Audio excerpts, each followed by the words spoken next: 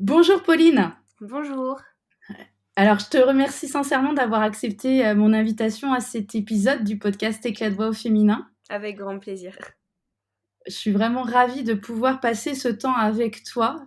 Comme l'on me disait en off, j'ai plongé dans ton univers depuis plusieurs jours et j'ai vraiment hâte d'interagir et d'en savoir encore plus sur ton histoire. Alors, pour te présenter brièvement, même si en fait ça va durer tout le long du podcast. Donc, tu es une jeune femme de 19 ans. Je crois que tu as fêté d'ailleurs très récemment ton anniversaire. Très, très, très récemment. Et il me semble que tu es originaire de Cholet, c'est ça? Oui, c'est ça. Enfin, un petit village juste à côté de Cholet, ouais, exact. Voilà, donc j'ai bon pour l'instant. Et actuellement, tu vis sur Rennes puisque tu suis des études dans une école de design. C'est ça, exactement. Super. Alors, avant de rentrer dans ton histoire vraiment, je voulais justement poser une question par rapport à l'école de design, savoir parce que ça m'intéresse. Je me dis, qu'est-ce que tu fais concrètement, quoi ça consiste, et surtout vers quoi tu veux t'orienter après par rapport à ce cursus que tu es en train de suivre. Alors moi, là, ma première année d'études supérieures, c'est en classe préparatoire, donc on touche vraiment à tout ce qui est le design. Donc ça peut être du graphique, du produit ou de l'espace. Après, on a aussi des cours de dessin, de couleurs, de dessin technique, d'architecture, enfin vraiment pour s'ouvrir au monde de l'art finalement, même de l'anglais, de l'histoire de l'art. Et après, dans nos 2 prochaines années de bachelor, si on valide notre prépa, qui est intégré à l'école, on peut soit s'orienter vers du graphique, soit vers du produit, ou soit vers du design d'espace. Du coup, moi, j'aimerais faire design d'espace pour ensuite faire 2 ans de master en archi d'intérieur et ensuite peut-être espérer être architecte d'intérieur. Ok, super projet. T'aimais bien le dessin déjà à la base? Oui, depuis toute petite, c'est vrai que ça a toujours été un peu mon défouloir et j'ai toujours aimé ça. Donc, puis même l'art en général, c'est quelque chose qui me plaît beaucoup. D'accord. Alors, du coup, on va parler de ton histoire. Depuis l'âge de tes 7 ans, tu es atteinte d'une maladie auto-immune. On va en C'est parler plus en détail après. Mais là, pour cette question, je voulais savoir, la Pauline d'aujourd'hui, si elle pouvait nous décrire la Pauline petite fille avant les 7 ans, comment tu la décrirais? Je pense que c'était la même Pauline qu'aujourd'hui, mais juste avec beaucoup plus d'insouciance. Elle souriait beaucoup, elle était très heureuse et elle vivait sa vie pleinement et elle a croqué à pleines dents. Il y a eu un gros élément destructeur qui est venu l'abîmer pendant presque 10 ans, mais aujourd'hui, elle a retrouvé son sourire et elle essaye de retracer le chemin de cette petite fille, mais en étant beaucoup plus, bah, dans le monde et dans la vie d'aujourd'hui, quoi. Ouais, c'est clair que tu as un sourire radieux. C'est vrai que ça fait plaisir de le voir, ça fait du bien, vraiment. Alors, est-ce que tu peux justement nous parler de cet élément destructeur? Qu'est-ce qui Ouais. s'est passé à 7 ans? Alors à l'âge de 7 ans, un matin, c'est tout bête, mais je me coiffais et je me suis rendu compte qu'à l'arrière de mon crâne, j'avais des petites plaques avec beaucoup moins de cheveux qu'en temps normal. Donc je me suis posé des questions et j'ai tout de suite été voir ma maman pour lui faire comprendre que je savais pas ce que c'était et que ça m'angoissait un petit peu. On a été voir ma coiffeuse puis mon médecin traitant et là on m'a posé le nom de la maladie, donc l'alopécie, qui est une maladie auto-immune et en fait on nous a laissé juste avec ça, sans trop nous indiquer pourquoi ni comment et ni comment ça pouvait évoluer et voilà, ça a été l'élément destructeur qui m'a guidée et qui me guide encore aujourd'hui, mais pas de la même façon que pendant ces 10 années. Donc à ces 7 ans, est-ce qu'il y avait eu avant justement cette découverte de peut-être de cette perte de cheveux plus conséquente, est-ce qu'il y avait eu d'autres signaux au préalable qui pouvaient prédire cette grosse perte de cheveux? Alors non, pas du tout. C'est vrai que beaucoup de médecins disent que ça peut être dû à un choc émotionnel ou à de grosses crises de stress. Malheureusement et enfin pas que malheureusement, finalement, c'est pas le cas pour tout le monde. Et c'est vrai que moi, pendant des années, on m'a bassinée à me dire tout le temps: «Qu'est-ce que tu as vécu? Pourquoi tu as perdu tes cheveux? Tu es sûre, tu as pas vécu quelque chose?» Mais derrière, nous, on a une culpabilité qui va s'installer parce qu'on comprend pas pourquoi on a perdu nos cheveux et on a l'impression que c'est de notre faute et qu'on n'est même pas capable de dire pourquoi c'était le cas. Et en fait, avec le temps, je me suis rendu compte que, bah, moi, c'était pas un choc émotionnel et c'est arrivé comme ça sans qu'on sache jamais pourquoi et encore aujourd'hui, on ne sait pas et j'aimerais savoir, mais je me dis que faut pas rester sur cette question, il faut avancer. D'accord. C'est vrai que du coup, ça te permet, oui, concrètement, de pas rester bloqué. et d'être dans cet élan plutôt positif pour avancer, continuer à grandir, évoluer avec cette maladie. Alors, donc l'alopécie, ça s'appelle aussi la pelade, il me semble. C'est un autre nom. Alors moi, j'ai fait quelques recherches parce que du coup, je connaissais pas vraiment cette maladie. Tu me l'as fait découvrir, donc et du coup, je me suis renseignée, savoir comment ça a évolué en France, quelles a été la proportion. Alors, j'ai trouvé des chiffres de 2015, c'est le dernier chiffre que j'ai trouvé, qui était paru dans un article de Madame Le Figaro, et il parle de 80 000 femmes qui sont touchées en France par cette maladie de l'alopécie. Je trouve ça énorme. Ils ont fait aussi la comparaison entre les hommes et les femmes. Il y a 50% d'hommes qui sont atteints d'alopécie, mais c'est plus apparenté, enfin, a priori, de ce que j'ai pu lire, à de la calvitie. On peut souvent dire c'est de la calvitie, etc. Et les femmes, c'est 16%. Tu avais connaissance de ces chiffres ou Alors en fait, pour faire gros, c'est vrai que l'alopécie, c'est pas une maladie qui est très connue en France en termes de juste connaissance générale, mais pourtant elle est très présente, que ce soit en France ou même dans les autres pays. C'est pas une maladie rare et après c'est plus l'évolution de la maladie et les différents stades auxquels on peut être atteint qui, eux, peuvent devenir un peu Mm. plus rares qu'en temps normal. Mais c'est vrai que c'est une maladie où on n'en entend vraiment pas beaucoup parler, les chiffres sont quand même très flous. Donc moi, pour les chiffres, je connaissais ceux de 2017, donc un peu plus récents, mais quand même Ah assez ouais. vieux. Mais c'était quand même une grosse fourchette très large où il disait qu'il y avait entre 60 000 et 120 000 personnes d'atteintes en France Mm. d'alopécie. Mais après, ça mettait pas de tranche d'âge ni de genre sur cette maladie. Et c'est vrai que non, après, moi, les chiffres, je les connais pas. Je sais juste que oui, en effet, souvent, une femme chauve, elle va être plus surprise qu'un homme chauve parce qu'on va souvent, lui, le référer à la calvitie. Ouais, c'est ça. Ouais. Donc ça, c'était vraiment pour remettre un peu dans le contexte Ouais. de la société, finalement, de la connaissance de cette maladie et de la proportion de cette maladie. Donc si on revient à ton histoire à toi, dès l'âge de 7 ans, où tu vas voir cette coiffeuse, ce médecin qui te parle d'alopécie, qu'est-ce qui se passe chez toi à ce moment-là? Est-ce que il y a une compréhension? Est-ce qu'il y a des inquiétudes? Comment tu réagis quand on t'annonce ça? Alors c'est vrai que cette question, on me la pose souvent et en fait, moi, je me creuse la tête en permanence en me disant: «Mais comment j'ai réagi?» Mais en fait, je m'en souviens pas tellement parce que c'était il y a si longtemps et puis, c'est passé tellement de choses beaucoup plus fortes depuis, que j'ai du mal à percevoir un peu cette période-là où on m'a annoncé la maladie et qui pourtant devait être quelque chose d'important. Mais je pense que c'est pas spécialement moi qui ai réagi parce qu'à 7 ans, le mot maladie, il est encore très inconnu pour un enfant et c'est vrai qu'on pense tout de suite à quelque chose de grave. Alors que là, on me disait sans cesse que c'était pas grave, que c'était rien, que ma santé allait très bien. Et quand on m'a dit ça, du coup, moi, tout de suite, je me suis dit: «Bon, bah, d'accord, j'ai rien, c'est juste des cheveux, en fait» et j'avais vraiment cette insouciance de l'enfant et j'ai pas plus réagi que ça parce que ça me dérangeait pas d'avoir quelques plaques qui se voyaient pas à l'arrière de mon crâne, qui étaient quand même cachées par l'épaisseur de mes cheveux et je pense que c'est plutôt mes parents et peut-être ma grande sœur qui ont plus réagi parce qu'eux comprenaient ce terme de maladie et peut-être qu'eux avaient conscience que ça pouvait, se développer, que ça pouvait être plus compliqué, en grandissant. Mais on n'en a jamais parlé parce que j'étais jeune et que je vivais ma vie pleinement, même quand on m'a dit que j'avais une maladie. Enfin, pour moi, c'était vraiment, on me pose un mot mais je m'en fiche, en fait. Ouais. Ouais, tu continuais à être cette petite Ah fille, ouais, joviale, souriante, jusqu'à quel âge? jusqu'à 8 ans. Jusqu'à 8 ans. Donc pendant 1 an, tu vivais avec cette maladie, avec, entre guillemets, «une insouciance», Ouais. sans véritablement, est-ce que du coup, tu parles de ta sœur et de tes parents. Est-ce que cette maladie est un sujet que vous évoquez, facilement, voilà, ça faisait comment ce sujet-là était, ancré dans votre famille? Jusqu'au jour où cette maladie a pris un tournant positif pour moi, donc en 2019, on n'en a quasiment jamais parlé. Je sais pas pourquoi, je sais pas si c'est parce que moi ça me gênait, parce qu'eux ça les dérangeait, parce que c'était tabou ou parce que simplement, moi je percevais la chose comme un monstre et que j'avais toujours l'impression qu'eux percevaient ça comme pas grand-chose et du coup on n'a jamais instauré de communication en fait sur ça. Donc je me sentais vraiment seule au quotidien parce que j'avais l'impression de devoir gravir des montagnes toute seule et à l'inverse, aujourd'hui, on en parle beaucoup et ils savent tout ça. Ils savent que j'avais peur de leur en parler parce que j'avais l'impression qu'eux ne comprenaient pas ce que je pouvais vivre et que si j'allais leur dire, ils allaient me dire que c'était pas grave. Enfin, par exemple, je pense qu'on en reparlera, mais le harcèlement scolaire, c'est vrai que c'est compliqué à dire à une maman qu'on embête son enfant et du coup, moi, j'essayais de pas le dire franchement en disant juste: «Aujourd'hui, on s'est moqué de moi». Mais vu que je disais simplement ça, bah, on allait me répondre: «Bah, t'inquiète pas, c'est pas grave». Parce que moi, je minimisais, du coup, pour eux, c'était plus compliqué aussi percevoir la chose De savoir. comme elle se vivait vraiment. Donc c'est vrai qu'il y a eu très peu de communication et aujourd'hui on en parle, mais pas non plus tout le temps, quoi. D'accord. Donc à l'âge de 8 ans, tu as commencé à changer? Ouais, Qu'est-ce à qui 8 s'est ans, passé?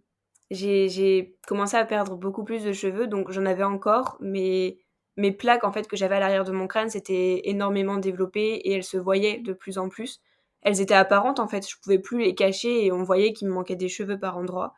Et donc là, j'étais en CE1 et il y a beaucoup de grands de mon école, donc des CM2, qui se sont amusés à se servir de cette maladie, de ma dite différence pour, se moquer de moi, me faire peur. Donc c'était souvent, on me suivait partout, dans la cour, à la cantine, même en sortant de l'école, on s'amusait à me suivre quasiment jusqu'à chez moi et on me donnait des surnoms affreux. Mais c'est vrai qu'à 8 ans, on comprend pas ce qui se passe et vu que moi, ce mot maladie, il m'était vraiment inconnu et que enfin, je m'étais tellement mis en tête que des cheveux, c'était pas grand-chose, que je comprenais pas pourquoi on me faisait ça et que j'avais juste super peur et que ça a duré 6 mois et je savais pas comment réagir, en fait. Juste à ce moment-là, j'ai compris qu'il y avait quelque chose qui clochait sur moi et je pense qu'ils ont réussi à me faire intégrer le fait que je sois dite comme étant différente et que ça allait pas être facile et que j'allais devoir me battre pendant des années. Mmh. Donc là commence en fait une forme de harcèlement, quoi. Oui. Déjà Mais à dès ce 8 moment-là, ans. je n'avais pas conscience. Pour moi, c'était juste des moqueries et c'est ce qu'on m'a toujours dit. Mais aujourd'hui, oui, je réalise que c'était pas juste des moqueries. Mmh. Et comme tu disais, pour toi, c'était juste des pertes de cheveux parce qu'il y avait pas la notion vitale finalement qui était mis en avant, enfin qui était, véritable ou en tout cas par rapport à ta maladie. Hem, alors du coup, comment tu as passé ces années primaires? Du coup, quand ça a commencé de 8 ans avant l'année au collège, comment tu as dépassé ces moqueries? Ou si Alors tu c'est as vrai réussi ou pas, je sais pas. que déjà aujourd'hui, je considère que les cheveux, ça devrait pas être un critère de féminité et c'est vrai que finalement, je me rends compte que depuis petite, ça a toujours été le cas parce qu'avant qu'eux m'intègrent le fait que ne pas avoir de cheveux, c'était grave à leurs yeux, moi, j'en avais pas conscience et je me disais déjà que c'était juste des cheveux et que c'était pas grave. Donc c'est vrai que c'est eux, en fait, qui ont pris un tournant, négatif sur ce que je ressentais avec cette maladie. Mais j'ai eu de la chance d'avoir un papa aussi qui m'a beaucoup protégée et quand il voyait que l'école ne faisait rien parce que moi, faut savoir que tous les midis après la cantine, c'était souvent la cantine qui m'embêtait le plus. J'allais voir mon professeur, c'était un maître à l'époque en CE1 et je lui disais toujours, «Mais il se moque de moi». Enfin, je me revois encore lui parler vraiment terrorisée. Il me disait toujours: «Bah oui, mais moi je le vois pas parce que c'est à la cantine donc je peux rien faire» et et je me sentais vraiment impuissante et seule. Mmh. Le jour où mon papa a vu que vraiment rien n'était fait, il a été voir la directrice de mon école, il a parlé aux enfants qui se moquaient de moi, en fait, à la sortie de l'école. Il leur a dit: «Bah, maintenant, vous laissez ma fille tranquille», parce que c'est vrai que moi, j'avais peur d'aller à l'école, je voulais plus y aller et ça m'a vraiment marqué cette période-là de ma vie, finalement et en fait, au bout de 6 mois, tout s'est arrêté d'un coup grâce à mon papa et eux, ils sont partis ensuite en 6e et puis, bah, moi, j'ai continué à faire ma petite vie et finalement, tout ça a fait que, bah, mes cheveux ont commencé à repousser aussi et j'ai repris confiance en moi, même si à ce moment-là, j'avais compris que ça sera pas tous les jours facile. J'étais quand même super heureuse et pour moi, c'était derrière moi, il pouvait plus rien m'arriver et j'ai vécu une primaire, heureuse finalement. Donc en fait, là, tu as réussi à en parler quand même à tes parents à ce moment-là de ces moqueries qui pouvaient se dérouler, à l'école? Ouais, parce que pour moi, c'était pas du harcèlement scolaire et vu que j'étais petite, Mmh. je savais pas, qu'il fallait se taire en quelque sorte et Mmh. j'ai enfin, De pour moi, c'était normal d'en parler, en fait, à mes parents. Puis de toute façon, ils voyaient que ça allait pas donc mmh. je Tu devinais, voulais pas quoi. aller à l'école, tout ça. Il y avait des signes, qui faisaient que d'accord. OK, donc finalement, il y a enfin, il y a eu ces 6 mois qui ont été, révélateurs, et qui se sont arrêtés, heureusement. Arrive l'année au collège. Comment, du coup, ces 4 ans, hein, de collège, est-ce que tu peux nous raconter? Ouais, alors ma rentrée en 6e, elle s'est faite complètement normalement. J'avais des cheveux, j'avais toujours des petites plaques comme le jour du diagnostic, mais elles se voyaient pas forcément et enfin, elles se voyaient même pas du tout et moi, je vivais vraiment, une période heureuse, donc j'ai eu quelques petits problèmes avec des professeurs vis-à-vis de la maladie, rien de grave en quelque sorte, mais c'est vrai que moi j'avais toujours tendance à prendre mes cheveux et les rabattre sur le côté pour toujours être sûre et certaine que mes plaques allaient être cachées parce que c'est vrai qu'inconsciemment j'avais toujours, ce souvenir de ce qui s'était passé en CE1 et je voulais pas que ça recommence, même si pour moi tout Ouais, était bien sûr. derrière moi, j'avais toujours cette tendance à me dire: «Faut pas que ça se sache» Et c'est vrai que j'ai eu une professeure qui m'a toujours dit: «Pauline, arrête de te recoiffer en classe», et c'est vrai que moi, ça m'avait vraiment fait du mal, en fait, d'entendre ça en permanence quand je savais vraiment pourquoi je le faisais. Mais là, je me suis rendu compte que, bah, j'étais pas capable d'en parler et de lui dire vraiment pourquoi je faisais ça. Donc c'est ma maman qui lui a dit. Elle a eu peine à le croire, la professeure, mais au bout d'un moment, elle s'est dit qu'elle allait peut-être arrêter de m'embêter avec ça, et moi, Mmh. j'ai pris sur moi et j'ai arrêté aussi de me recoiffer en classe. Et jusque-là, tout allait bien et je trouvais que le collège, c'était quelque chose d'incroyable. La petite fille de 6e trop contente d'aller au collège avec, le car, les professeurs, le changement de classe, enfin, une vie banale quoi, simplement. Et en 5e, est arrivée la chute totale de tous mes cheveux et de ma pilosité corporelle. Donc on ne sait absolument pas pourquoi. C'est arrivé en novembre 2014 et en l'espace de 3 ou 4 semaines, je me suis vraiment vue tout perdre. Donc en fait, tous les matins, c'était, bah, remettre mes cheveux sur le côté et me rendre compte qu'ils étaient de moins en moins épais. C'était, me mettre en petite boule près des casiers parce que je voulais pas que tous les élèves, me voient chauve, parce que je commençais à être chauve, mais pendant la période scolaire, pas pendant des vacances, donc tout le monde assistait à la chute. Il la voyait peut-être même plus que moi parce que moi, c'était sur moi, donc je pouvais pas le voir forcément, et je me revois encore assise, en boule au niveau des casiers avec toutes mes copines autour de moi pour me cacher, me protéger du regard des autres. Et là, j'ai vraiment compris qu'en fait, cette phrase que je m'étais dite en primaire, que tout était derrière moi et qu'il pouvait plus rien m'arriver, bah, c'était faux, et que ça allait être encore plus dur. D'accord. Alors du coup, ça a été dur, par rapport du coup là, à un harcèlement, on va dire, plus conséquent, Ouais. scolaire, c'est ça? Par Alors c'est rapport à vrai ta que différence, la entre perte de cheveux guillemets, s'est bien faite évidemment. très, très vite, et elle s'est faite très, très vite, et c'est vrai que pour moi, c'était déjà un choc. Enfin, je pouvais plus me regarder dans un miroir et je me reconnaissais pas. Enfin, ça change quand même beaucoup le visage, et je m'y attendais tellement pas et on m'avait jamais prévenue que ça pouvait prendre ce tournant-là, donc je savais pas que ça pouvait arriver, en fait. Ouais, Enfin, c'est ça. C'est qu'en fait, tu connaissais pas la progression de la maladie. C'est ah oui, ça non, qui est non. incroyable. Mmh. Non, moi, on m'avait jamais Parce qu'il dit. y a plusieurs stades, hein. Il y a Ouais. plusieurs stades dans l'alopécie, c'est ça? Ouais. Ouais, il y a 4 stades, et c'est vrai qu'on m'avait jamais, bah, mis en compte, en fait, ces 4 stades-là, et je savais pas que je pouvais devenir chauve à cause de cette maladie. Enfin, déjà, j'étais jeune, et dire ça, je pense, à une petite fille, ça aurait pu être très compliqué. Bon, c'est, je pense, même compliqué pour tout âge, mais c'est vrai que comprendre à 12 ans que tu peux devenir chauve et que tu vas, ou que tu vas certainement porter une perruque, c'est compliqué. Vraiment très complexe, et à ce moment-là, du coup, moi, je comprenais pas. J'osais pas me regarder dans un miroir. Je voyais tout mon entourage, bah, démoli, en fait, par tout ça, parce que tout le monde était sous le choc et personne s'y attendait. Et c'est vrai que la 5e, ça a pas été l'année la plus simple de ma vie parce que ça a été, une ribambelle de médecins que je devais aller voir parce que, on savait pas ce qui se passait, parce qu'eux cherchaient à comprendre, parce qu'ils voulaient me donner des traitements qui étaient pas forcément bons pour ma santé, qui étaient pas sûrs de marcher, parce que j'ai commencé à voir un dermatologue, parce qu'on m'a dit de mettre une perruque, parce que le harcèlement scolaire a commencé aussi au collège.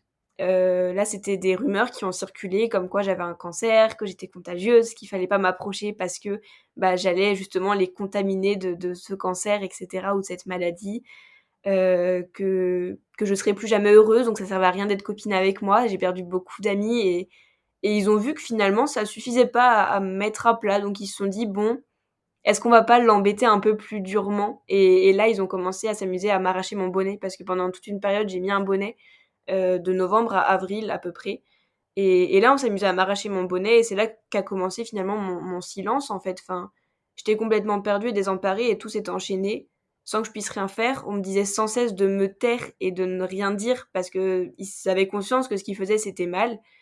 Donc j'osais pas forcément en parler aux professeurs, sachant que même eux étaient souvent du côté des élèves aussi, enfin pas tous, mais j'en ai connu certains qui me faisaient autant de mal que des élèves. Et moi j'ai commencé du coup à me taire, à pas en parler à mes parents, et c'est ce que je leur dis aujourd'hui. Est-ce que vous auriez aimé qu'un soir je rentre et qu'on me dise: «Est-ce que tu as passé une bonne journée?» et que moi je leur réponde: «Bah oui, aujourd'hui on m'a arraché mon bonnet 15 fois». Enfin, c'était vraiment inimaginable pour moi de pouvoir parler de ce qui se passait. Déjà parce qu'on me disait de me taire, et puis parce que c'était trop grave et que j'en avais conscience. Et ça a été mon année de 5e, en fait. D'accord, donc ouais, pas mal. Est-ce que tu pourrais dire au niveau, tu vois, qu'on me dit de porter une perruque, de faire une série de rendez-vous médicaux. Est-ce que pour toi, c'était une sorte d'injonction qu'on t'imposait? Ou comment tu le percevais? Ou tu te sentais enfin, voilà, tu te laissais, emporter par ça et parce qu'il fallait le faire? Enfin, comment tu as vécu ça? Au-delà d'être perdue et d'avoir peur du regard des autres, et de me sentir chauve finalement, et nue parce que je l'étais, et que ça me faisait forcément peur parce qu'il y avait ce regard-là. moi, dans ma tête, j'avais toujours cette phrase de: «C'est juste des cheveux» et et je comprenais que enfin, ça m'empêcherait pas de vivre, en tout cas, d'avoir perdu mes cheveux et c'est vrai que de voir toute cette vague de haine, finalement, qu'il y avait autour de moi et de voir tous ces rendez-vous de médecins et de me voir louper l'école pour ça et de me voir aller mal, en fait, c'était pour moi de l'injustice parce que je savais pas pourquoi on m'imposait tout ça et c'est vrai que même, ouais, tous ces rendez-vous de médecins, j'ai jamais compris au final, enfin, ils m'ont jamais servi à rien et même aujourd'hui, les dermatologues, j'en vois plus parce qu'ils ont rien à faire avec cette maladie et je vois pas, tant que ça n'altère pas ma santé, pourquoi, en fait, j'ai fait tout ça et c'est vrai que je pense que c'était aussi un geste de protection de la part de mes parents parce qu'eux aussi étaient perdus, avaient besoin de réponses à leurs questions. Mais je suis jamais tombée Mmh, bien sur des sûr. médecins vraiment compréhensifs, en fait, de mon état et ils étaient vraiment là pour le médical, mais pas pour le psychologique et moi, c'était du psychologique que j'avais besoin et pas de ma santé, en quelque sorte, qui allait parfaitement bien et c'est de même pour les perruques. C'est vrai que ça a pas été un choix personnel. Donc certes, je me cachais sous un bonnet parce que j'avais peur du regard des autres et que c'était dur d'assumer et de comprendre ce nouveau visage. Mais je savais très bien qu'avec le temps, ça viendrait et que j'arriverais à enlever mon bonnet juste quand les moqueries cesseraient. Mais vu que ces moqueries étaient transparentes aux yeux de mes parents parce que je leur en parlais pas, ils ont pensé que le meilleur moyen, en fait, pour moi, c'était de mettre une perruque parce que déjà mettre un bonnet au mois d'avril, c'était un petit peu incohérent pour eux et parce que je pense qu'ils savaient pas que moi, dans ma tête, je m'étais toujours dit que je l'assumerais un coup que les moqueries seraient finies. Vu que pour eux, il y avait pas forcément ces moqueries ou pas forcément aussi fortes, bah, ils se sont dit que si j'enlevais pas mon bonnet, c'était peut-être juste que j'avais pas envie de l'enlever et je voulais être cachée, donc ils m'ont dit, en fait, de mettre une perruque et même ça, je peux pas leur en vouloir parce que je pense que c'était un geste de protection aussi pour que je sois comme tout le monde et que je sois protégée du regard des autres, en fait. Ils m'ont posé un casque sur ma tête et ce casque-là, il m'a complètement détruite. Ouais. Combien de temps du coup alors, c'est en cinquième où tu as commencé, tu as Ouais. dit, jusqu'à avril, c'est ça? Où tu portais un bonnet et à partir d'avril tu as mis ce casque de cette perruque? Ouais, C'est ça? de avril 2015 à mars 2020. Et comment du coup, comment ça s'est fait cette perruque? Parce que j'imagine que tu dois aller voir quelqu'un, tu dois il y a au niveau du casque, il faut qu'il y ait une adaptation aussi au niveau certainement de la tête. Enfin, comment ça se passe? Alors encore et encore des rendez-vous médicaux, des rendez-vous avec des spécialistes, pas dans ma ville, donc fallait faire 1 heure de route pour pas forcément quelque chose de positif. Mmh. Tomber sur des personnes qui manquaient encore une fois cruellement de d'amour et de bienveillance envers une enfant qui comprend pas pourquoi elle est là. Elles étaient là, elles me posaient des choses sur ma tête, mais sans s'imaginer que ça pouvait, en quelque sorte, créer un traumatisme. Parce que moi, ça faisait plus de 6 mois que je me voyais sans cheveux et là, c'était, en fait, plein de boîtes avec des perruques de toutes les couleurs en me disant: «Non, non, t'inquiète pas, on prendra ta couleur, naturelle et tout». Parce qu'on leur avait emmené une photo, en fait, de mes cheveux pour leur montrer que moi, je voulais ça et c'était tout. Enfin, même si je voulais pas forcément de perruque, si vraiment il m'en fallait une, je voulais quelque chose qui ressemblait à qui j'étais Mmh, bien et sûr. «Non, non, t'inquiète pas, c'est pas la même couleur, mais on te la met quand même sur la tête pour la coupe, pour voir la forme et cetera». Mais en fait, moi, je me voyais face au miroir, mes yeux incapables de regarder le miroir déjà parce qu'encore à ce moment-là, j'osais pas me regarder chauve. Mais en plus, là, quand je levais mes yeux, on me disait: «Regarde-toi». On me forçait à me regarder, en fait, pour que je leur dise si ça me plaisait ou pas. Mais je me voyais un coup brune, un coup rousse, un coup, avec des cheveux longs, un coup avec des cheveux courts. Et sur le moment, juste, ça me faisait peur. Mais en fait, avec le temps, ça m'a fait créer un traumatisme sur ça. Donc déjà que la perruque n'a jamais été simple et je pense qu'on en reparlera. Mais en plus, aujourd'hui, maintenant que je l'ai enlevée, je me sens pas capable d'en remettre parce que j'ai besoin de le faire avec plaisir et ça me terrorise, en fait, encore aujourd'hui. Alors du coup, tu l'as portée combien de temps, cette perruque? Alors, je suis pas très forte en maths, mais je l'ai portée, d'avril 2015 à mai mars 2020, donc ça fait 5 ans à peu près, ouais. D'accord. Elle la même perruque a tenu 5 ans? Non, non, non, Ou après tu on as les fait, change tous les ans en général. d'accord, OK. Donc tu avais cette perruque-là et tu parlais des contraintes d'avoir cette perruque et le fait que tu sois terrorisée. Est-ce que tu peux nous en expliquer un peu plus? Alors c'est vrai que du coup cette perruque je l'ai mise en cinquième, donc mi-5e, donc là les moqueries ont toujours continué et elles ont continué jusqu'à la fin de ma quatrième. Après encore une fois, c'était souvent les grands de mon collège qui se moquaient de moi, donc quand je suis rentrée en troisième, eux sont partis au lycée et moi je me suis sentie enfin je pensais me sentir plus apaisée. Finalement, je me suis rendue compte à ce moment-là que, bah, qu'en fait ma troisième elle serait encore plus dure Donc franchement, aujourd'hui, je me dis: «Mais comment j'ai pu savoir que ça pouvait être plus dur que ce que j'avais vécu en 5e alors qu'en soi le pire était derrière moi?» Mais j'avais oublié qu'après tout ce qu'on pouvait vivre, il y a aussi la retombée en fait de tout ça. Quand on est plus sur les nerfs à vivre le truc et qu'on réalise qu'on a vécu tout ça, c'est encore plus dur de le vivre, j'ai l'impression. Enfin, le fait de réaliser en fait tout ce qui s'est passé. Et là, j'ai commencé, à avoir des idées noires en fait, en me disant que la vie elle avait aucun sens et puis tout ce qu'on m'a dit pendant des années, forcément moi à force je l'intégrais et tout ce qu'on me disait en permanence, que j'étais inférieure, que vu que j'étais chauve je servais à rien, que personne ne voudrait de moi, tout ce genre de choses en fait, moi je me les étais intégrées, j'avais pas réussi à prendre du recul sur ça parce que c'était des grands qui me disaient ça et à force je pensais qu'ils avaient raison et tout ça en 3e en fait j'ai commencé à comprendre et à me dire que, c'était grave et là je me suis vraiment dit: «Mais en fait je sers à rien, il y aura plus jamais quelque chose qui sera positif dans ma vie» et juste je voulais plus de ce monde en fait et c'est aussi là que je me suis rendu compte que même la perruque, c'était pas quelque chose qui me voulait du bien. Parce que j'étais contente de la mettre finalement en 5e parce que je sentais quand même que, déjà ils arrêtaient d'arracher mon bonnet et puis parce que je me sentais quand même un petit peu plus protégée. Eux étaient au courant de ce que j'avais vécu, mais en dehors de mon collège, dans ma ville, pas tout le monde était au courant. Donc le fait d'avoir une perruque, c'était vraiment, se fondre dans la masse finalement. Et sauf que petit à petit, je suis rentrée en seconde. Encore une fois, je me suis dit, «Ma perruque, elle sera là pour me protéger. Personne ne saura que j'ai vécu ça au collège. Personne ne saura que j'ai une maladie». Puis avec le temps, je me rendais compte que le fait de ne pas parler de ce qui s'était passé au collège, le fait que ça me détruise encore parce que même après, ça fait encore du mal. Comme je dis toujours, on apprend à vivre avec, mais on n'oublie jamais ce qui s'est passé. Et du coup, en seconde, pardon, je me rendais compte que j'avais besoin d'en parler, mais que c'était trop compliqué pour moi de parler de cette maladie en sachant que j'avais des cheveux sur ma tête.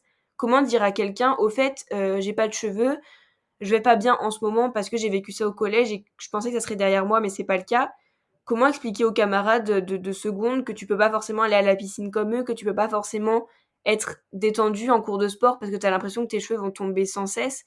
Comment juste leur expliquer que tu ressens pas la vie comme eux et que tu as besoin qu'ils soient là et qu'ils comprennent, en fait? Et là, je me suis vraiment sentie enfermée avec moi-même en me disant juste: «C'est soit je crie ce que j'ai à dire ou soit je me tais et j'ai pas le choix que de vivre comme ça, en fait». Mais j'étais emprisonnée et c'est là que je me suis rendu compte que cette perruque qu'on m'a posée, qui pour moi était un peu un casque, pour me protéger des autres, aujourd'hui ça devenait juste, une prison qu'on m'avait mis, en fait et c'est bête parce qu'en soi, je me dis que j'avais juste à la prendre dans mes mains et à l'arracher de ma tête, mais c'était pas si simple que ça. C'était vraiment un cercle vicieux où on m'avait installée dedans et cette perruque-là, elle m'a fait du mal, en fait, jusqu'à la terminale, finalement, parce que j'avais envie d'en parler et que je pouvais pas et que je voulais l'enlever, mais que je pouvais pas non plus. Ouais. Donc finalement, ça devait être à la base quelque chose qui pouvait t'aider qui pouvait être quelque chose qui pouvait t'aider, un accessoire pour t'aider, mais finalement, ça a été tout l'inverse. En Ouais, tout c'est cas, ça. pour ton cas, quoi. Je l'ai Ouais. jamais voulu et je l'ai toujours rejeté, finalement.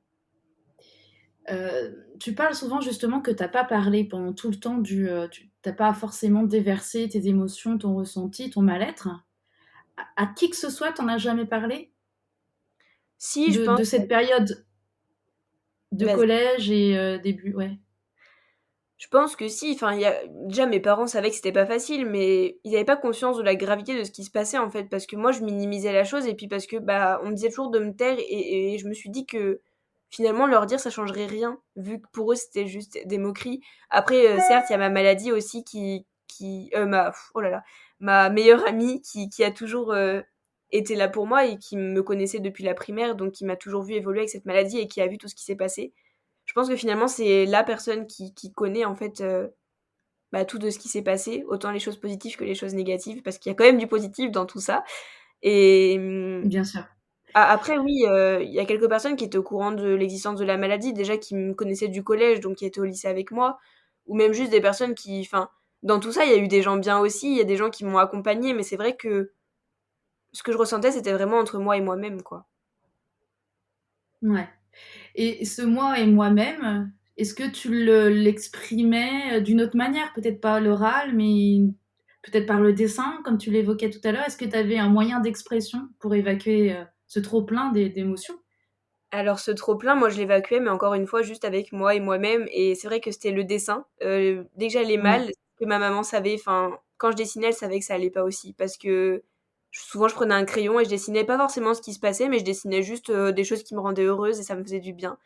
Et pas forcément dès le collège, mais je crois dès le lycée, j'ai commencé à beaucoup écrire aussi. Écrire, ça m'a vraiment permis de me Mmh. libérer parce que j'avais l'impression que tout ce qu'il y avait dans ma tête, c'était plus juste moi et ma tête, mais c'était moi et mes carnets en fait. Et je me suis toujours dit, bah, peut-être qu'un jour quelqu'un les ouvrira et comprendra. Donc ça m'a toujours aidé aussi de pouvoir poser mes mots quelque part.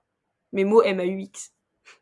Ouais, ouais, ouais, tout à fait, tout à fait. Et puis c'est vrai que même sur ton compte Instagram, tu écris merveilleusement bien, tu exprimes, je trouve très bien aussi les choses avec des jolis mots et des belles phrases et on sent toute ton émotion à travers les mots que tu emploies, justement.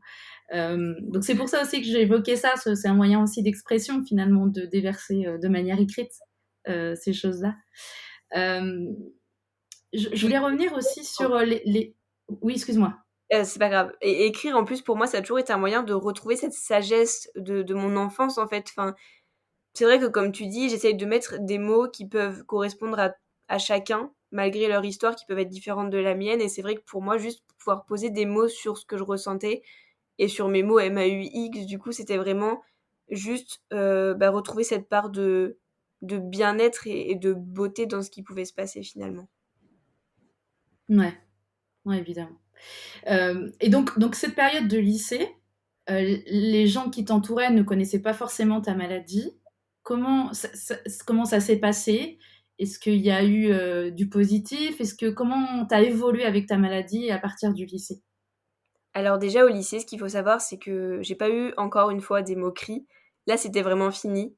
Bon après il y en a toujours et même encore aujourd'hui j'en subis, enfin de la haine gratuite, des moqueries, des regards, des choses compliquées, il y en aura toujours, mais comparé à ce qu'il y avait eu au collège, en tout cas c'était très, très calme. Mais là, le seul problème, c'est que ça allait toujours pas parce que c'était encore moi et moi-même qui n'allait pas bien, qui se souvenait en fait de ce qui s'était passé au collège et bah, qui vivait avec sa perruque. Et du coup, un fameux jour en première, j'ai fait un voyage scolaire avec ma classe, avec d'autres camarades de première qui ne me connaissaient pas forcément, et avec des professeurs. On est parti 5 jours en Finlande et une fois arrivée là-bas, donc Pauline très heureuse de se dire que j'allais un peu partir de ma ville. Enfin, ça me faisait toujours du bien de voyager et de partir parce que c'était... Enfin, ma ville, elle était ancrée dans ma tête comme bah, le harcèlement scolaire, comme je suis devenue chauve et que des choses négatives. Et ça me faisait du bien de partir. Et Mm. quand je suis arrivée là-bas, en fait, enfin, moi, je pensais plus à la perruque, je pensais plus à rien parce que j'étais juste trop heureuse. Et là, ça a été un coup très dur parce que je me suis rendu compte que dans les auberges de jeunesse dans lesquelles nous allions, c'était des douches communes. Donc, douche commune voulait dire pour moi enlever ma perruque devant des camarades. Et là, je me suis dit, enfin, en fait, c'est pas possible. Même là, même en voyage, on me pourrit la vie avec ça. Et on me rappelle que j'ai pas de cheveux et que c'est difficile. Et là, le premier mot qui est venu dans ma tête, c'était, bah, c'est impossible, en fait, je peux pas le faire. J'ai pas assez de force, j'ai trop puisé dans ce que je pouvais faire pour tenir et enfin là, je veux juste que tout s'arrête en fait et pour moi, c'était la petite goutte d'eau qui a fait déborder le vase, c'était le trop plein et je voyais plus comment m'en sortir. Mais j'avais pas de solution. J'étais là, j'étais à ce voyage et je pouvais pas rentrer chez moi en me disant OK, c'était juste un mauvais cauchemar et tout va bien. Donc j'ai pris la décision, j'ai pris sur mes épaules et j'ai été voir mes professeurs du voyage et j'aurais dit écoutez, ça va pas être possible. Enfin, j'ai besoin de vous quoi. Genre j'ai été chercher de l'aide et je pense que c'était la première fois que je le faisais vraiment parce que là, je me suis dit que toute seule c'était impossible et j'y arriverais pas. Donc ils ont tout fait pour que tout se passe bien, que personne ne l'apprenne pendant le voyage. Et ils savent à quel point je les remercie pour ça parce qu'à ce moment-là, j'étais pas prête et je pense que ça aurait été trop dur qu'on me force à être vue sans cheveux. Mais en tout cas, ce voyage-là m'a permis aussi de prendre conscience que je pourrais pas toujours me cacher, qu'il y aurait pas toujours des personnes bienveillantes autour de moi qui pourront m'aider comme eux ils ont fait et qu'un jour j'allais juste devoir être moi-même et m'assumer. Parce que d'un côté, oui, certes, j'avais peur qu'on me voie chauve, mais d'un autre côté, cette perruque, j'en pouvais plus en fait. Et un mois après ce voyage, je me suis dit qu'il fallait que je parle, et il fallait que je crie, et il fallait que je change en fait. J'avais juste besoin de retrouver ce sourire que j'avais perdu pendant 5 ans, et j'avais juste besoin bah, de vivre en fait simplement. Donc j'ai créé un compte Instagram, je me suis dit que c'était le meilleur moyen pour toucher ma génération, mes camarades de classe, et pour ne pas avoir à parler à l'oral. Et c'est là que j'ai commencé à écrire encore plus qu'avant, à poster des photos de moi chauve en fait et à dire merde à tous ceux qui avaient pu m'embêter finalement. Mmh. Ce premier post, il date du 8 mai 2019. Ouais. Là, il y a quelque chose qui a changé, du coup, énormément. Ce jour-là, il y Le a tout fait qui de a changé. parler. Mmh. Bah, c'est vrai que d'un côté, ce jour-là, j'étais terrorisée, hein, parce que je me suis dit: «Mais qu'est-ce que je fais? Qu'est-ce qui va se passer?» Enfin, pour moi, forcément, on m'a toujours dit: «Les réseaux sociaux, c'est mauvais, ça attire de la haine» et cetera. Donc tout de suite, moi, j'ai eu cette vision de, «Ça se trouve, on va encore plus être méchant avec moi».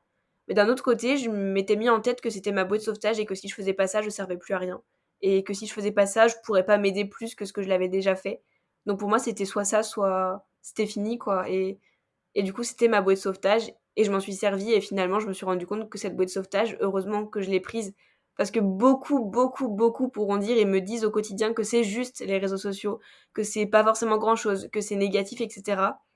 Mais moi et moi seule, je sais à quel point, sans ça, bah, Pauline, elle serait pas là à parler aujourd'hui, quoi et ça m'a changé complètement ma vie parce que ça m'a permis de parler de tout ça, de crier ce que j'avais à dire de finalement Mmh. aller au-delà de juste raconter mon histoire parce qu'aujourd'hui j'en fais vraiment, un engagement personnel et je veux juste aider les autres et finalement, bah, ça m'a ouvert une vague de bienveillance aussi et aujourd'hui je sais que si ça va pas, je suis pas seule et que ce soit ce combat ou d'autres, tout le monde est autour de moi, quoi.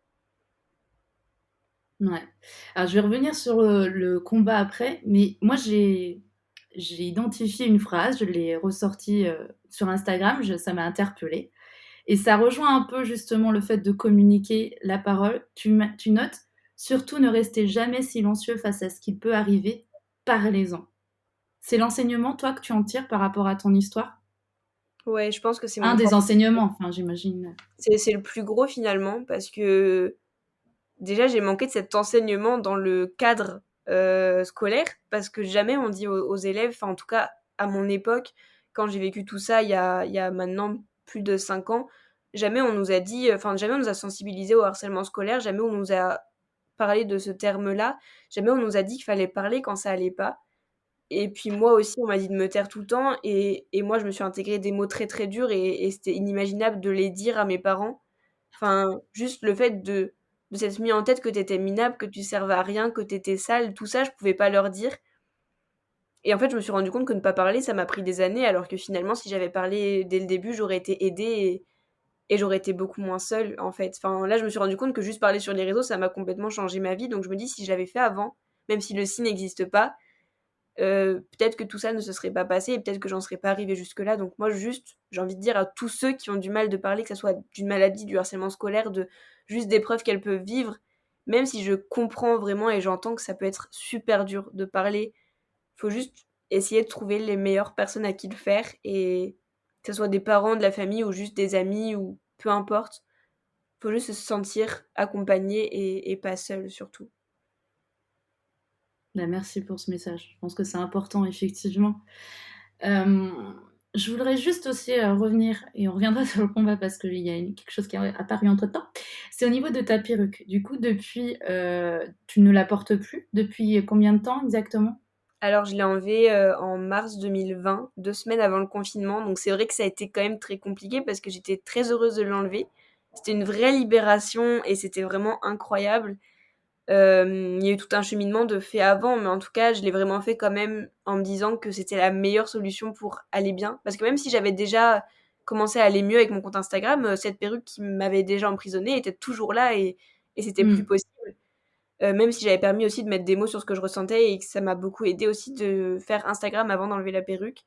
Je l'ai enlevé, oui, juste avant le confinement et tout de suite après, ben, j'ai écrit un texte sur tout ça d'ailleurs et j'ai jamais réussi à le publier parce que c'est quand même très fort pour moi, mais comme j'ai dit, ma perruque a été très vite enfermée dans un placard, mais moi j'ai été très vite enfermée dans ma maison aussi et Ouais. et après un coup qu'on a fait ce pas-là énorme, qu'on a pris des années avant d'y arriver et qu'on sait que finalement, ben, j'étais encore chez moi et que finalement j'allais redevoir sortir encore une fois sans ma perruque, sans que pour autant beaucoup s'y soient habitués. J'avais très, très peur. J'étais vraiment terrorisée et je m'étais dit: «Le problème, c'est que là, d'un côté, je l'ai pas remise depuis déjà plusieurs mois parce qu'on a été confinés plusieurs mois, donc pour moi, c'était impossible de la remettre, mais c'était impossible aussi de ressortir sans». Et pendant ce confinement-là, je me suis dit: «Mais en fait, ce mot impossible, faut que je le raye de ma tête parce que j'ai réussi à faire tout ça, pourquoi j'arriverais pas à faire encore mieux?» Et je me suis juste motivée à fond et je suis ressortie sans ma perruque et aujourd'hui cette perruque-là, elle est toujours là dans mon appartement. Elle me regarde, je la regarde, mais je suis pas prête à la remettre et j'ai envie de le faire que quand j'en aurais vraiment l'envie et comme j'ai dit, vu que ça m'a vraiment développé un traumatisme, j'ai pas envie de le forcer, en fait et je considère Ouais, qu'il faut beaucoup de temps et ce temps-là, je l'ai jamais pris donc là, aujourd'hui, je le prends. ouais. Et toi, tu te sens plus toi en étant sans ta perruque, quoi? Tu te Ouais, sens mieux, tu te sens je me sens heureuse mais comme j'ai tu dit à t'assumes comme tu es, quoi? c'est Ouais. ça, je m'assume comme je suis moi et c'est toujours ce que j'ai voulu être, mais Mmh. après j'ai toujours dit aux gens parce que c'est vrai que sans cesse on a ce genre de message aussi, que ce soit sur les réseaux ou dans la vraie vie, quand on nous dit, «Oh je te préfère sans ta perruque» et cetera. Mais en fait, pour eux ça part d'une bonne intention, mais pour nous ça peut être vexant parce que moi je considère que c'est pas tu choisis entre ta perruque et être chauve. C'est juste tu fais ce que tu as envie de faire parce que c'est ton corps et tu en fais ce que tu veux. Et là je considère qu'aujourd'hui je me sens bien comme ça, mais que si demain j'ai envie de mettre une perruque, je le ferai et c'est mon droit et c'est mon choix. Exactement. Non, une sacrée force de caractère, bravo. Bravo Un pour peu une trop. fois, franchement. Bah, non, mais c'est vrai que pour, enfin voilà, sans parler d'âge ou quoi que ce soit, enfin ton discours, il est vraiment, inspirant quoi, vraiment. Bravo. Et merci de nous le partager surtout. C'est avec plaisir. Donc je voudrais revenir sur, le combat, parce que je le vois, enfin moi je l'ai vu plusieurs fois sur tes posts, tu en parles et justement je voulais savoir qu'est-ce que tu mets derrière ce mot combat? Est-ce qu'il est d'ordre médical? Est-ce qu'il est d'ordre social? Enfin, à quelle hauteur? Tu vois ce que je veux dire? Comment Ouais, tu je vois. perçois ce combat-là? Ben, en fait, finalement, ce combat, il est global. C'est pas un combat médical ou c'est pas des étiquettes ou des cases dans lesquelles j'ai envie de l'intégrer. C'est juste un combat de vie, Mmh finalement. mh. Mmh. Je Alors pense combat de vie, de quelle manière tu vois les choses? pour moi, c'est simplement déjà avant, c'était pas forcément le besoin d'aider les autres. Avant, c'était juste le besoin de me sauver moi et de m'aider moi. Et avec le temps, je me rendais compte que de raconter mon histoire, ça m'engageait aussi de plus en plus dans la cause et ça me donnait vraiment envie de me battre pour les autres parce que moi, j'allais mieux, mais je voyais ceux qui souffraient et je voulais pas qu'ils souffrent autant que j'avais pu souffrir moi de tout ça. Et et simplement, j'ai toujours eu cette petite part d'empathie et d'humanité en moi et on me l'a souvent arrachée, en fait. On m'a toujours pris pour une moins que rien avec cette maladie. On m'a toujours dit que je servirais à rien et moi, tout ce qu'on m'avait pu me dire, j'avais envie de le balancer dans le sens inverse et de me dire que je pouvais servir à quelque chose. J'avais besoin de me sentir utile et de me sentir juste humaine parce que j'avais perdu cette humanité et je souriais plus. Enfin, j'avais perdu juste qui j'étais, en fait. Et là, mon sourire revenait petit à petit et je me rendais compte que pour être pleinement moi et encore aujourd'hui, c'est un long cheminement parce que j'en suis pas arrivée non plus à être totalement comblée de tout ça, parce que ça m'a marquée et ça me marque encore, mais je considère que juste de vivre chaque jour comme si, fallait le vivre à fond, de vivre chaque journée, de manière heureuse parce que pendant tout le processus négatif de la maladie, moi, tous les jours, je me réveillais en me disant: «Ah, c'est encore une journée». Pour moi, c'était un poids, en fait, de vivre et c'était un poids juste de voir les journées passer, de la routine des moqueries et de la routine de mon mal-être et aujourd'hui, j'ai envie de faire de ma vie quelque chose de beau et pour moi, c'est juste d'être engagée et de me battre contre toutes ces choses qui m'ont fait du mal. Donc tout, que ça soit le combat médical, le combat humain, le combat social, tout ça, je veux juste le renverser dans le sens inverse dans lequel je l'ai vécu moi. Du coup, à travers, ton post, enfin ton compte Instagram, j'imagine que tu as eu des interactions avec d'autres personnes qui vivent, ta maladie? Oui, oui, ça a créé beaucoup de liens, oui, en effet. C'est vrai qu'on peut au début, c'était eux qui venaient vers moi, pour me dire: «Comment tu fais pour t'assumer?» ou ce genre de choses et en fait, moi, je comprenais pas pourquoi on me disait ça parce que enfin, j'ai pas, posté ma première photo en me disant: «OK, je m'assume». Pour moi, montrer des photos de toi chauve, c'est pas t'assumer complètement et il y a pas forcément une définition de s'assumer parce que chacun le perçoit à sa manière et aujourd'hui, je considère que je m'assume pas pleinement non plus. Même si je suis moi-même, je suis encore gênée du regard, j'ai encore du mal de beaucoup de choses et je me suis pas acceptée totalement. Enfin, il y a toujours cette petite part en toi qui te fait peur parce que le monde fait peur et que notre société me fait peur et et je comprenais pas pourquoi à ce moment-là, alors que j'étais complètement perdue. Enfin vraiment, Instagram au tout début, même si j'étais très reconnaissante de l'amour que j'avais et qu'on me portait autour de moi, pour moi c'était encore, du bonus à ma vie en fait. Enfin c'était juste, un peu ce petit joker que j'avais pris, mais que je comprenais pas, pourquoi il était là et quand on me disait: «Comment tu fais? Est-ce que tu peux m'aider?» moi au début j'étais: «Mais non, je peux pas t'aider, enfin je sais déjà pas comment m'aider moi, donc aider les autres c'était impossible». En fait avec le temps, je me suis rendu compte qu'aider les autres, c'était comme ça que moi je m'aidais et et donc oui, il y a aujourd'hui des personnes qui ont la même maladie ou qui ont une autre Mmh. pathologie ou qui ont juste besoin de parler ou qui ont juste envie de partager des belles choses. avec qui je peux parler, que ça soit juste des connaissances, des personnes qui suivent mon combat ou juste maintenant des amis. Et, et tout cela, finalement, ben, ça a créé une vague d'humanité et ça a créé juste de l'entraide et ce qu'on a besoin aujourd'hui, demain et qu'on avait besoin hier aussi. Ouais, exactement. Ouais, l'entraide est très, très importante. On a énormément parlé du regard d'autrui, du regard des autres. Selon toi, qu'est-ce qu'on peut mettre en place? Qu'est-ce qui peut faire changer ce regard vis-à-vis de l'autre, vis-à-vis de ta maladie, vis-à-vis de plein de choses aussi hein, dans le contexte de la société? Mais qu'est-ce qui peut être mis en place pour changer ce regard? Alors c'est vrai que avant pour moi, le regard, c'était la chose, je pense la plus handicapante dans cette maladie finalement et dans le visage que j'avais. Parce que j'avais très peur de comment on pouvait me regarder. Même si on me disait rien et que c'était juste des yeux posés sur moi, ça me dérangeait beaucoup. Avec le temps, j'ai compris qu'on pouvait pas forcément toujours l'interpréter et le regard des autres, il peut pas toujours être négatif. Il y a aussi des regards de bienveillance, des regards de compassion, des regards juste de: «Oh bah, j'aime bien son pantalon», mais c'est vrai que ce qui nous peut nous faire du mal, c'est pas forcément pour ça qu'on va nous regarder, en fait. Moi, j'étais toujours persuadée qu'on me regardait parce que j'avais pas de cheveux sur la tête et quand je suis sortie mes premières fois sans cheveux, j'avais vraiment l'impression d'être nue face à tout le monde et que, bah, forcément que les yeux allaient se bloquer sur ça. Alors qu'en fait, il y a des regards vraiment magnifiques et des gens simplement qui vont te reconnaître ou des gens simplement qui vont se dire, «Bah, c'est incroyable ce qu'elle peut faire, en fait» et tout ça, ça m'a permis de prendre du recul aussi sur le regard des autres, même si certes, je dis Mm. pas qu'ils sont tous bienveillants, il y a aussi des regards de pitié, il y a aussi des regards, heu, agressifs, il y a aussi des gens qui te dévisagent ou qui s'amusent à faire, enfin j'en croise tous les jours, hein, des gens qui font des allers-retours à côté de moi juste pour me voir plusieurs fois pour être sûr qu'ils ont bien vu ou des gens qui vont me fixer dans un rayon de supermarché. Enfin, encore ce matin, par exemple, je faisais mes courses et il y a une dame qui est restée fixée à côté de moi comme ça et enfin, j'avais envie de lui dire: «Bah, qu'est-ce que t'as Enfin, t'as un problème? Genre, c'est pas grave, j'ai pas de cheveux, mais on Mm, s'en fout» mm, et c'est vrai que ça, c'est mon quotidien, mais aujourd'hui, je pense que oui, on doit le changer, ce regard-là et pour le changer, je pense qu'il faut simplement déjà parler de toutes ces dites différences parce qu'en soi, on l'est tous et que ce n'est pas une différence plus qu'une autre que de ne pas avoir de cheveux et je pense qu'il faut simplement, en fait, briser ces codes, ces tabous et tout ce qui a été inculqué et instauré depuis notre plus tendre enfance et toute cette société qui est, désolée de dire ça, mais très fermée face à beaucoup de sujets. Bah, faut simplement la briser, se battre, en parler et un jour espérer que tout devienne dit normal dans cette société.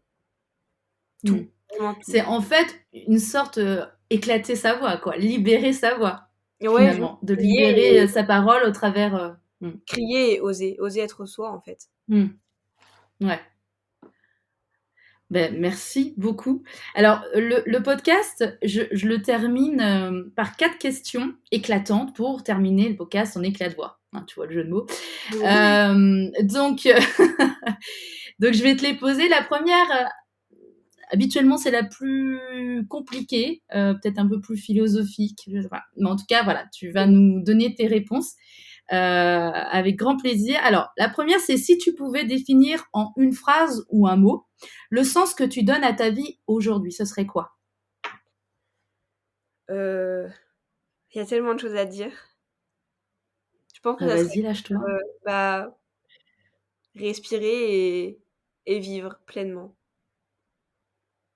Voilà. Parce que c'est Ok. vrai que finalement, mon souffle, il a été coupé. Enfin, j'étais vraiment je vivais, mais sans être là et j'étais un peu le pantin qu'on articulait et qu'on choisissait de faire ce qu'on voulait de lui, en fait, pendant des années et aujourd'hui, c'est moi qui contrôle ma vie et même si parfois j'ai l'impression que c'est pas moi qui la contrôle, je considère que c'est juste à moi de respirer, de parler et de vivre, simplement. Hmm. Ouais. C'est en fait, tu as eu une période où tu t'es oublié et là, tu te retrouves. C'est ça? Ouais, c'est une Hmm. renaissance un petit peu. Ouais. Ok, merci beaucoup. C'est très joli. As-tu un ou plusieurs plaisirs simples et ou secrets que tu aimerais nous dévoiler et qui participent à ton bonheur d'aujourd'hui? La gymnastique, ma passion depuis toute petite, c'est ce qui m'a suivie de mes 4 ans à mes 18 ans. Là, il y a une petite pause à cause du virus, mais j'espère reprendre l'année prochaine et c'est vrai que c'est, je pense, la seule chose que j'ai vraiment gardée, de avant ma maladie jusqu'à finalement, l'après de tout ce combat négatif et c'est ce qui m'a permis de tenir aussi pendant toutes ces années. Donc ça, c'est mon petit plaisir et c'est un peu, fermer la porte de tout ce que je peux vivre à l'extérieur pour rentrer dans mon monde à moi, dans ma petite bulle et me sentir libre, vraiment libre. Ouais, et puis je crois, pour avoir écouté et lu certaines choses, que ça t'a quand même énormément aidé à une certaine période où c'était compliqué, quoi. Oui, C'était un point de repère, d'appui pour toi, la oui, gymnastique. exactement, ouais. Merci. Selon toi, quelles sont tes trois forces dominantes? Je pense que déjà il y a mon sourire. Il Je m'aide. confirme. Non, c'est vrai que déjà, c'est qui j'étais avant, donc ça me fait plaisir de retrouver ce sourire et il m'a vraiment manqué. Enfin, je m'empêchais d'être heureuse, en fait, pendant des années et là, juste, bah, pouvoir sourire à tout le monde et j'ai l'impression que c'est vraiment la chose quand on peut pas parler, c'est la chose la plus communicative qui puisse, Mmh. exister et juste dans la rue, enfin, on manque cruellement d'humanité, de sourire et d'amour et moi, juste croiser des gens et leur dire bonjour et leur faire des sourires, bah, ça me fait du bien et ça leur fait du bien et je trouve ça incroyable, en fait. Donc je pense mon sourire, oui. Après, peut-être ma force de caractère aussi. Heu, j'ai toujours été un peu comme ça, sauf pendant cette période, du coup, où je me suis empêchée d'être qui j'étais. Mais je pense que ça m'aide, en fait, à me battre simplement et à être qui je suis. Et après, je pense que ça peut être l'écriture aussi. L'écriture, Ouais. c'est quelque chose qui est important pour moi et qui, j'espère, pourra aller, bien au-delà de simples posts Instagram, ouais. Mmh. D'ailleurs, j'invite, toutes les personnes qui écouteront d'aller voir, ton Instagram, parce que vraiment il y a des textes magnifiques, même en story, Donc où c'est tu mets gentil. des petites phrases, non mais c'est vrai et ça fait Oui, du tous les bien de matins, les il y a lire des phrases et inspirantes pour commencer la journée, ouais. voilà. Ouais, exactement. Donc faut pas hésiter à aller faire un tour. Et la dernière question, c'est si tu as un livre, un film, une série, une chanson, un podcast, une citation ou ce que tu veux à nous partager et qui te suit ou qui a été important, dans ta vie. Voilà. Waouh! Est-ce Mais il y qu'il y a a trop des de choses? trucs à dire. Bah, écoute, ce qui te vient par la tête, n'hésite pas, c'est source Waouh, d'inspiration. il y a vraiment trop de choses que j'aimerais dire parce qu'il y a vraiment beaucoup de choses qui m'ont aidée aussi à avancer. Mais, le truc le plus bateau et qui finalement m'a beaucoup aidée, moi, c'est la saga Harry Potter. Alors vraiment comme ça peut paraître, hyper, illogique, mais c'est vrai que je me suis souvent, bah, référée à lui, en fait, enfin, qui a toujours été un petit peu différent de tout le monde, qui cassait un peu les codes et qui sortait toujours de la Mmh. norme et qui se sentait extrêmement seul, extrêmement triste parce qu'il avait pas les personnes à qui parler et qui perdaient toujours, bah, ce qui lui permettait d'avancer, en fait et c'est vrai que j'ai grandi un petit peu en même temps que tout ça et j'ai commencé à regarder tout ça quand j'étais en 5e, donc quand j'ai perdu tous mes cheveux et en fait, tout de suite, ça a été un peu mon fil conducteur. Enfin, j'avais l'impression de me sentir moins seule à être seule, justement et je saurais pas pourquoi forcément dire, ce qui m'a aidée dans tout ça, mais ouais, je pense que ça m'a portée et ça m'a donné aussi de la force et de l'espoir que finalement tout pouvait s'arranger, même les choses les plus sombres. Ouais. Alors, saga livre ou saga, Ah film? les 2! Les 2. Tu as lu ou avant et tu as regardé après ou Non, l'inverse? j'ai regardé avant et j'ai lu après. D'accord. Mais j'ai lu et regardé des centaines de fois. Ouais, c'est toujours avec toi, quoi. Oui. D'accord. Est-ce que tu as autre chose? Tu disais que tu avais plein de choses. N'hésite Bah, pas. après, les Vas-y. citations, les livres, enfin, il y en a beaucoup qui m'inspirent au quotidien, ça peut être des femmes incroyables, enfin des combats en fait qui peuvent être très beaux. Après là, comme ça me vient pas en tête, mais je sais que, Ouais. bah, pour moi juste la richesse de ce monde, c'est de pouvoir, comprendre et entendre des mots ou que ce soit dans des livres, dans des citations, dans des films, dans la vie en général, dehors, qui peuvent nous porter plus haut, en fait. Ouais, c'est ça. C'est vraiment, des modèles d'inspiration, ouais, c'est ça, exactement. Ben merci beaucoup. Merci infiniment, Pauline, pour ce partage, pour cet échange. J'ai vraiment passé un super bon moment. Je Avec te trouve incroyable. Tu es rayonnante, tu es vraiment, enfin voilà, tu es rayonnante, avec ton sourire, avec tes yeux bleus, voilà, tu es vraiment magnifique et tu as en plus, des mots très, très forts. Ton histoire, elle est incroyable et tu démontres beaucoup de force de caractère, vraiment, et une sagesse aussi, derrière tout ça. Donc merci infiniment de nous avoir partagé ça. Et j'ai hâte, en tout cas, de partager aux auditeurs et aux auditrices ton histoire parce qu'elle est vraiment fabuleuse. Je trouve pas trop mes mots, mais merci beaucoup pour tout ça et merci à toi de m'avoir donné la parole et de me permettre de la crier un peu plus fort. Bah, avec grand plaisir, ça m'a fait vraiment. Tu nous as apporté énormément de richesse en même pas 1 heure, donc merci infiniment J'espère pour que ça ça. en aidera Mais certains en tout ouais, j'en suis convaincue. Merci beaucoup et à très bientôt, Pauline. cas. À très bientôt.